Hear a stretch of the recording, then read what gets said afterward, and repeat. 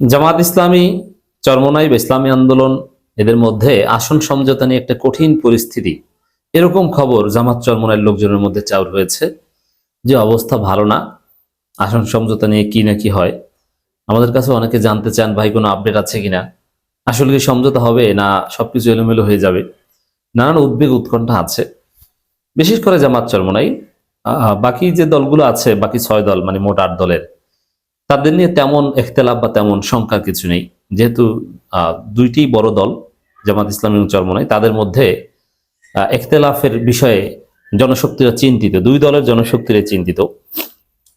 বিশেষ করে সমকালের একটা রিপোর্টের পর এই শঙ্কা আরো বেড়ে গেছে দুই দলের মধ্যেই। আসন সমঝোতা নিয়ে বিপাকে জামাত, চরমোনাই চায় 150 আসন। মোটের উপর 300 আসনের মধ্যে 210 আসন চায় জামাতের শরিকরা, তাহলে জামাতের জন্য থাকে 90টা। তো এটা নিয়ে অনেক হাসাহাসি হচ্ছে, কেউ কেউ বলছেন যে বাকি 90টা রাখার কি দরকার, বাকিগুলো চাইতেন। এতে অনেকে হতাশ। তাই প্রথমে বলবো যে হতাশ হওয়ার কিছু নেই। আমি ভিতরের খবর যতটুকু জানি আশার বাণী, অপটিমিস্টিক, এখানে পেসিমিস্টিক কিছু নেই, হতাশার কোনো খবর নেই। প্রথম কথা হচ্ছে এখতেলাফ কি আছে? হ্যাঁ, এখতেলাফ আছে। 21 তারিখের মধ্যে সমঝোতা চূড়ান্ত হওয়ার কথা ছিল, কিন্তু হয়নি, আরো 2-1 দিন লাগবে। কারণ এটা এখতেলাফের কারণে, কোনো সন্দেহ নেই। যেমন চরমোনাই যা চায় জামাত তা দিতে চায় না, জামাত যা চায় চরমোনাই তাতে রাজি না, এই তো। হ্যাঁ, ইটস ট্রু। এটা তো ভালো খবর, এটা খারাপ খবর কিসে? দেখেন, যদি জামাতের এই জোট কোনো কার্যকর বা গুরুত্বহীন জোট হতো, অকার্যকর জোট হতো, যে এটা ভ্যালু নাই, ছোটখাটো দল, যা দিয়ে দিলাম চুপচাপ শান্ত থেকে গেল, এদের কোনো নেগোসিয়েশন ক্যাপাসিটি নেই, ছোট দল, কি আর পাবে? তাদের কোনো সক্ষমতা আছে? এটা নিয়ে কোনো গবেষণার বিষয়? একটা দল কয়েকটা ধরিয়ে দিলাম চুপচাপ, এরকম হলে কোনো ইখতিলাফ হতো না। কিন্তু যেহেতু বড় দল, এই মুহূর্তে জামাত ইসলামী সবচেয়ে largest political party in Bangladesh এবং জনপ্রিয় দল, এবং চরমোনাই যথেষ্ট জনপ্রিয় দল, বিশেষ করে চরমোনাইয়ের গুরুত্ব এখানে অনেক। বাফার পার্টি হিসাবে 3rd লার্জেস্ট পলিটিক্যাল পার্টি, তৃতীয় বৃহত্তম রাজনৈতিক দলের ইতিহাস মূলত তারা যেদিকে মোড় নেয় তারা জিতে। অতএব তারা ডিসাইডিং পার্টি, ডিটারমিনান্ট পার্টি, নানানভাবে তাদেরকে আখ্যায়িত করা যায়। এই হিসাবে তাদের একটা গুরুত্ব আছে। তো গুরুত্ব আছে বলে, কার্যকর বলেই আসন সমঝোতা নিয়ে জটিলতা বা কঠিন পরিস্থিতি কিংবা এখতেলাফ, এটা ভালো লক্ষণ। যদি এখতেলাফবিহীন চোখ বুঝে সব হয়ে যেত, তাহলে ওই জোটের জেতার কোনো সম্ভাবনা থাকতো না। এখন যেভাবে স্ক্রুটিনাইজ করা হচ্ছে, দফায় দফায় মিটিং, তো বোঝা গেল যে এটা বড় একটা জোট এবং উভয়েরই যোগ্যতা আছে, হ্যাডম আছে, যার ফলে ঝুলে আছে, ছাড়তে চাচ্ছে না। এই প্রক্রিয়ার মধ্য দিয়ে কনক্লুশন আসতে পারলে উপকারিতা বেশি। আর চোখ বুঝে 2 দিনের মধ্যে, কয়েক মিনিটের মধ্যে সব হয়ে গেলে, ওটা একদম নাম কস্ত একটা ছোটখাটো জোট, এদের নিয়ে আমি আশাবাদী থাকতাম না। যেহেতু আপনারা জটিলতার খবর পাচ্ছেন, ইখতিলাফের খবর পাচ্ছেন, নির্বাচনে তারা ভালো করবে তার আলামত এটা। আর আসলে কি ইখতিলাফের কারণে জোট ভেঙে যাবে? না, এটা হবে না। অতএব এটা এক্ষেত্রে আমরা অপটিমিস্টিক হতে চাই, ডোন্ট বি পেসিমিস্টিক। কারণ কি, দেখেন, জামাত এবং চরমোনাই উভয়ই ঐক্যের যে পর্যায়ে এসেছে, কারো জন্যই পিছনে চলে যাওয়ার কোনো সুযোগ নেই। ঝাড়ু পিঠে খাবে যদি পিছনে যায়। জামাত চরমোনাই জোট মানে ইসলামপন্থীদের জোট, ইসলামী ঐক্য হয়ে গেছে, এবং চরমোনাই তাদের দীর্ঘদিনের অবস্থান বদল করে জামাতের সাথে জোট করেছে, তাদের উসুল চেঞ্জ করে। এখন যদি আবার জামাতের বিরুদ্ধে রাজনীতি করছে, এটা তাদের পক্ষে সম্ভব নয়, এই সুযোগ তাদের জন্য একদম নেই।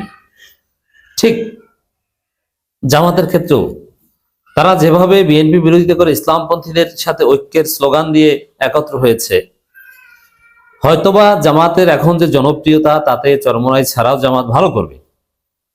কিন্তু বৃহত্তর রাজনীতিতে ঐক্যের যে স্লোগান নিয়ে তারা জনগণের কাছে গিয়েছে, ইসলামের বৃহত্তর ঐক্য, ইসলামপন্থীদের বৃহত্তর ঐক্য, এই জায়গায় জামাত পিছু হটলে জামাতও মারা খাবে।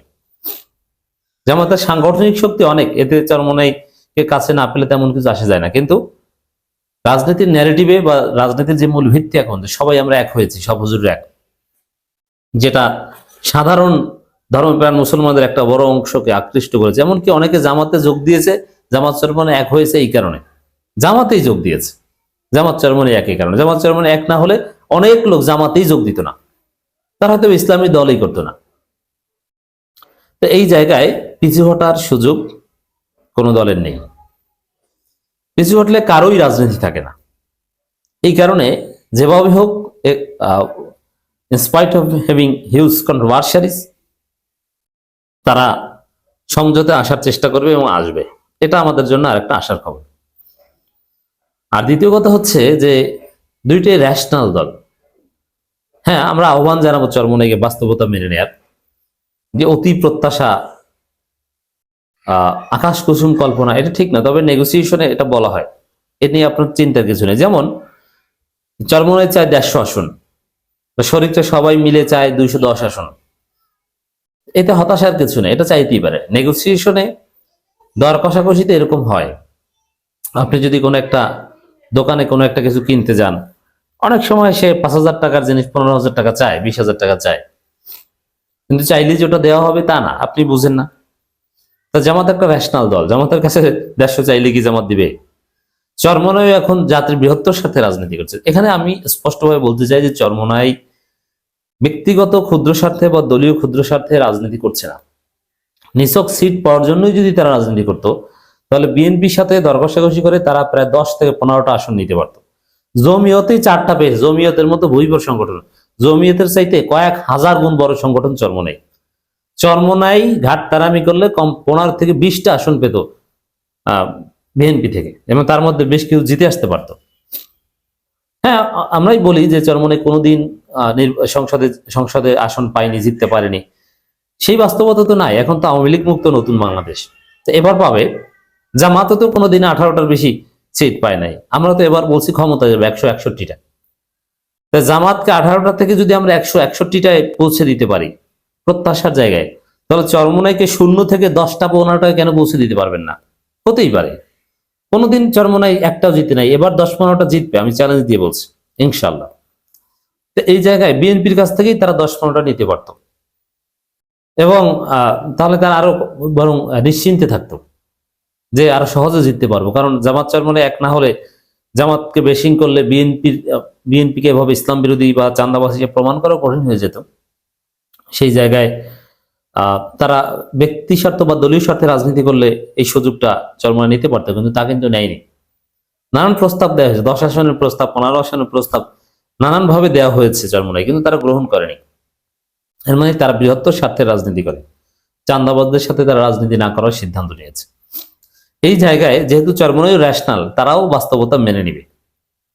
এখানে জরিপ, কে জিতে আসতে পারবে, কোন প্রার্থীর যোগ্যতা কি, এটা মাঠ পর্যায়ে জরিপ করবে, জরিপের একটা সায়েন্টিফিক মেথোডোলজি থাকবে, ওই আলোকে তারা একটা সিদ্ধান্তে আসবে। অত চিন্তার কিছু নেই, 2-1 দিনের মধ্যে আপনারা একটা ফলাফল পাবেন, গ্রহণযোগ্য ফলাফল পাবেন।